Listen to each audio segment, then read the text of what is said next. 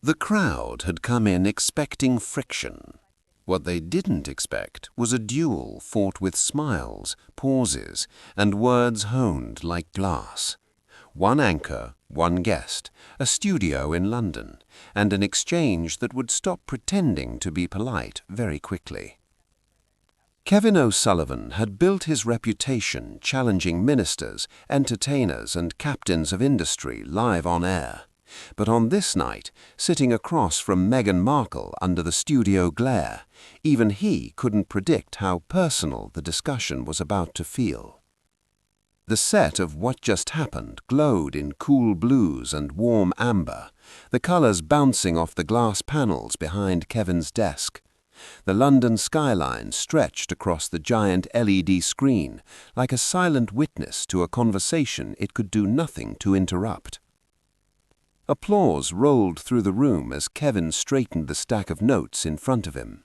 His dark blazer was sharp, his striped shirt open at the collar, casual enough to seem relaxed, rigid enough to suggest he was ready for a long night. Then she entered.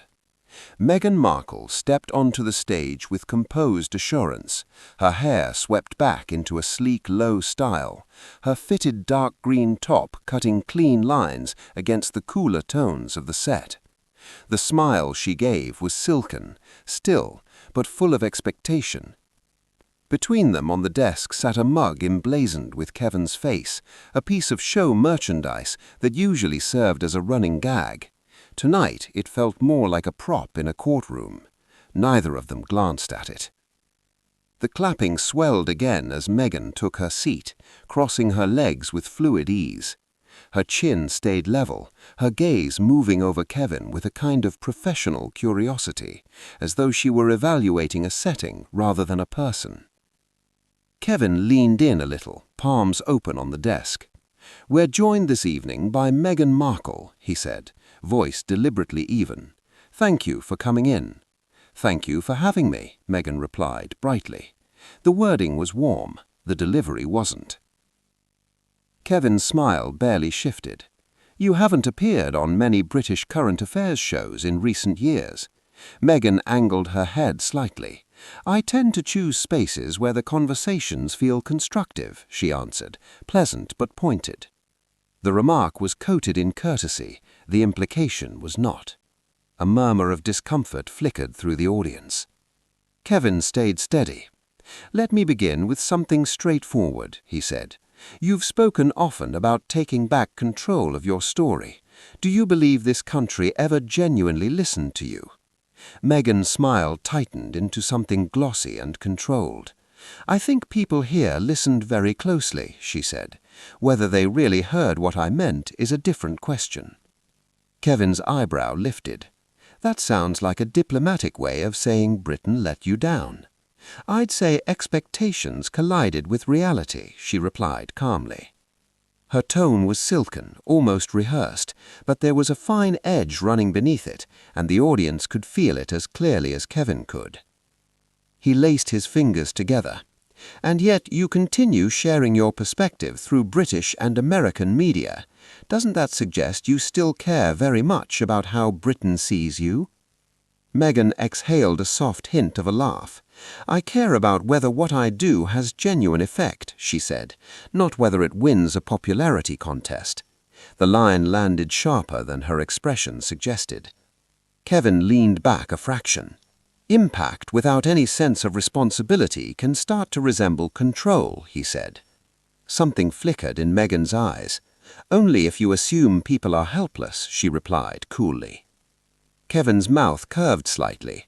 "That's interesting, because many observers would say your public image appears carefully curated." Meghan lifted one eyebrow. "Is that meant as praise or concern?" "Just a description," Kevin said. "Then here's another," she answered, leaning in almost imperceptibly. "Everyone in public life manages perception. The only difference is who gets resented for doing it effectively." The audience reacted with a low rush of sound. A few people laughed, but it was uneasy. Kevin tapped his pen once against the tabletop. "You make it sound as if criticism is always about jealousy." "Isn't that often the case?" Meghan replied lightly. Kevin's eyes narrowed a shade. "Sometimes it's about consequences." Meghan's smile widened, but it cooled. "That's a very British way of dressing up harsh judgment." The tension in the studio thickened. It wasn't loud, but it was tangible. This wasn't a standard Q&A anymore. It was a stress test. Kevin shifted forward again. "Let's talk about how people see you," he said. "A lot of viewers feel you left the UK while still positioning yourself as a moral voice on its culture and institutions." For the briefest instant, Meghan's eyes hardened. Most viewers would have missed it. Kevin didn't. "You left an official role," she said.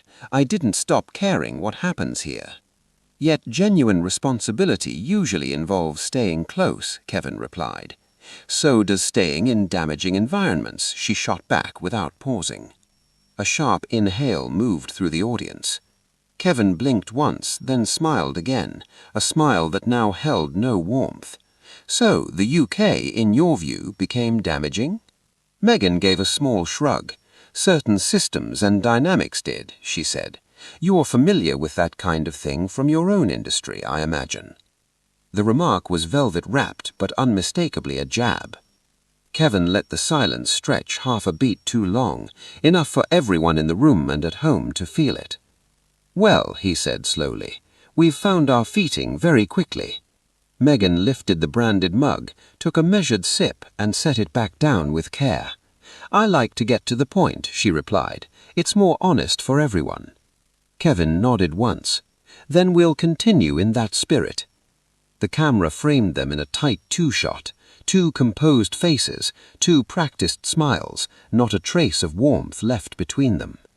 As the audience leaned in, one uncomfortable reality had become obvious. This wasn't about information anymore. It was about which one of them would lose their grip on composure first. The smiles remained, but behind them the ground had already started to move.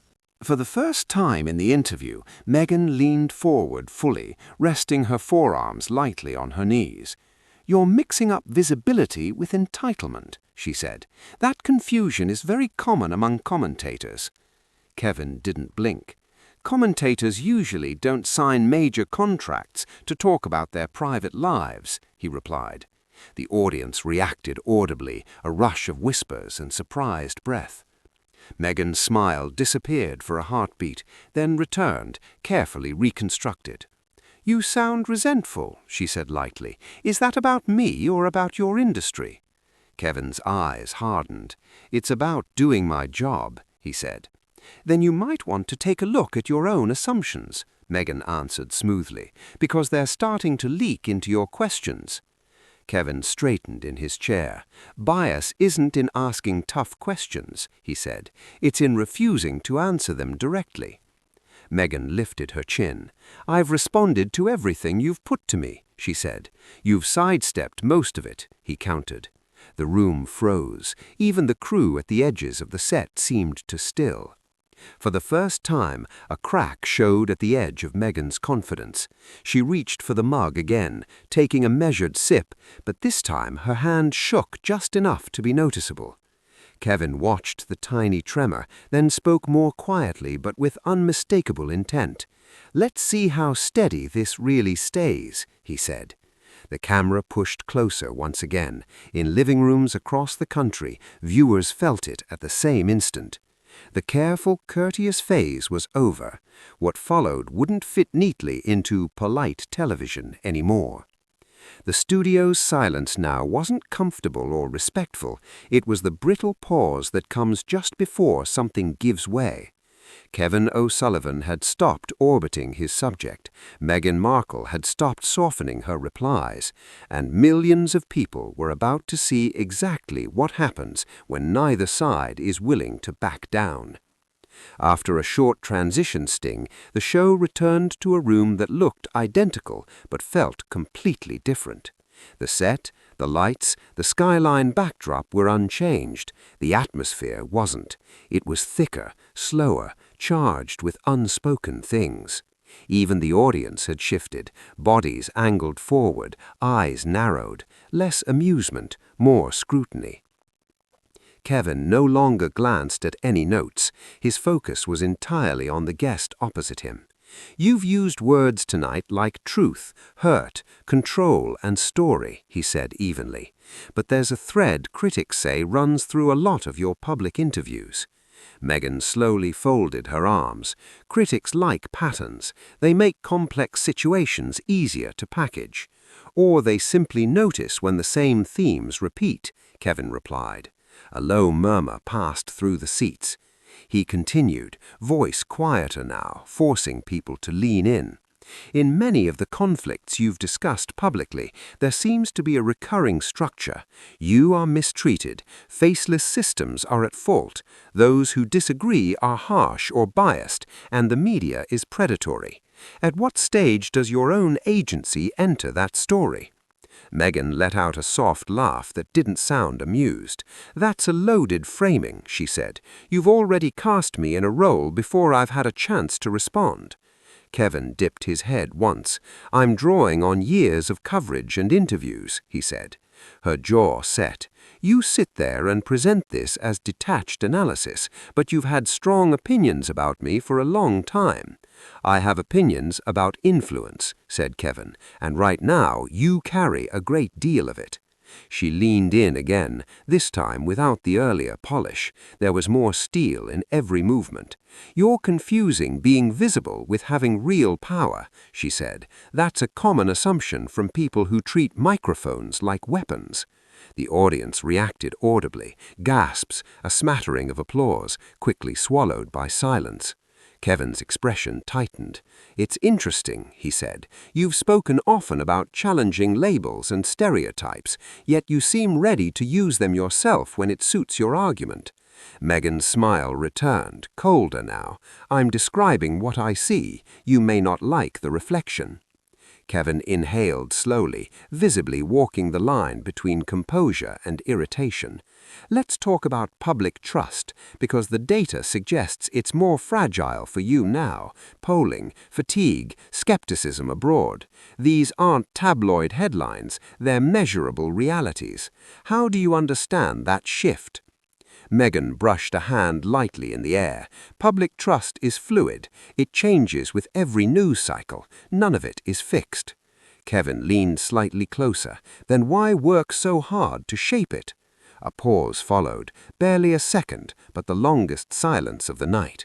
Meghan's eyes sharpened. "I'm not trying to control anyone," she said slowly. "I'm trying to cope with an environment that often turns real people into entertainment." Kevin's voice dropped. "And yet, after each difficult chapter, you reappear with a new platform, a new project, a global audience." She let out a soft laugh, but it didn't sound amused. "Because I'm effective at what I do," she replied.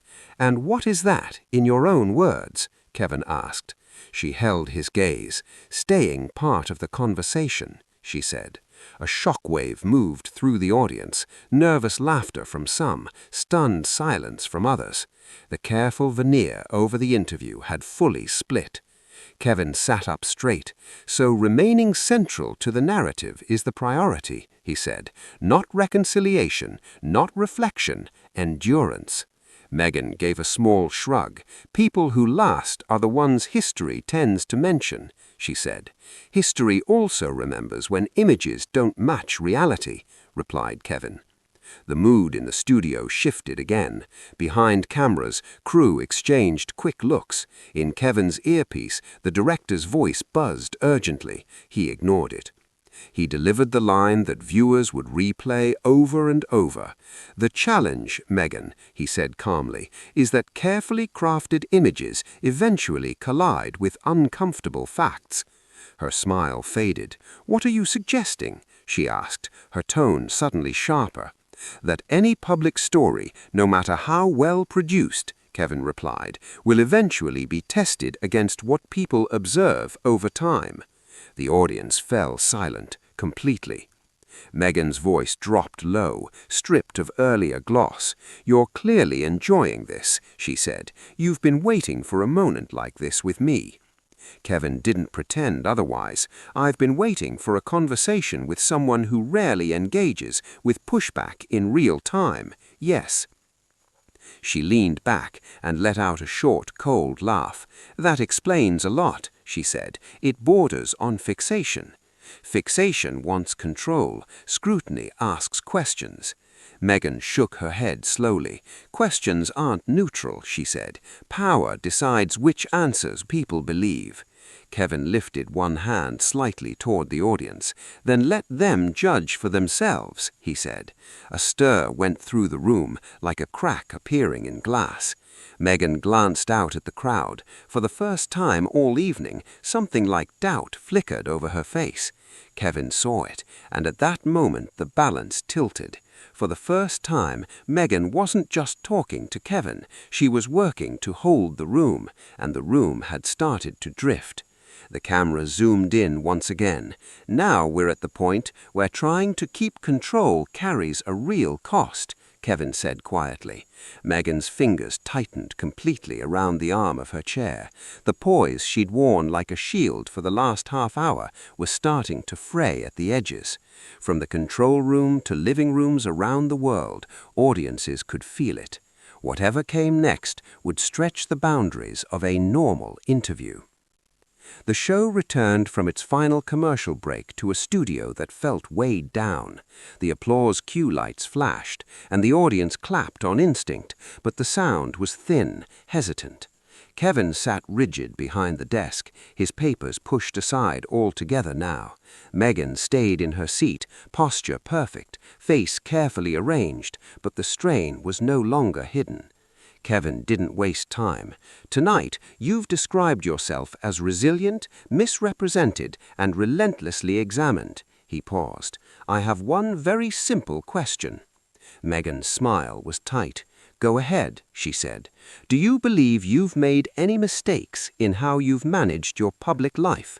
For the first time all night, Meghan didn't instantly cover the pause. She hesitated visibly.